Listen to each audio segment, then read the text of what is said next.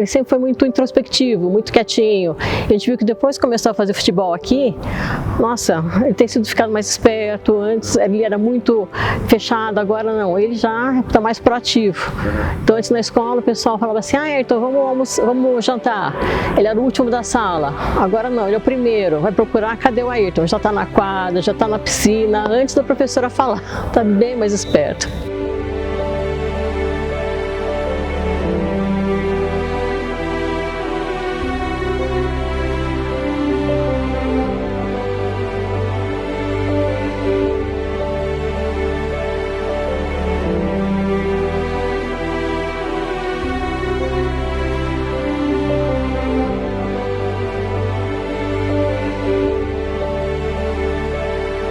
A gente teve depoimentos de pais que, quando trouxeram os filhos pela primeira vez, ficaram receosos de deixar o filho no meio de outras crianças ou atletas, porque nunca tiveram essa oportunidade. Então a gente percebe evolução em todos os sentidos, desde a motora, a coordenação, até de conseguir fazer um chute um pouco mais forte, né? Então assim, eles participam de um time, eles têm um uniforme, então eles vêm treinar, eles viram amigos.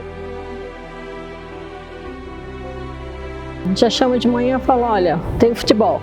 Ele já acorda disposto, já toma um café rapidinho, já troca para o uniforme e já vem super feliz para cá. Quanto mais eles participam, né, quanto mais eles têm o contato com o esporte, com o futebol, enfim, a parte, às vezes que para a gente é básico, né, de movimentação, quanto mais eles têm esse contato, mais eles vão evoluindo. A diferença que tem do antes e o depois de começar o futebol é muito grande, inclusive na escola. Tanto que ela falou assim, não, vamos até pedir para outra criança que é da PAI, que é também introspectiva como a Ayrton, começar a participar. Que ela falou, não, está fazendo muito bem para ele. Então está fazendo uma grande diferença. E fica até o convite aí para que quem conheça de repente alguma pessoa que tenha síndrome de Down e que de repente queira fazer um esporte, queira participar de uma equipe, enfim, que venha conhecer o projeto. Pode ser que não fique com a gente, mas venha conhecer, tenho certeza que se vier não vão se arrepender.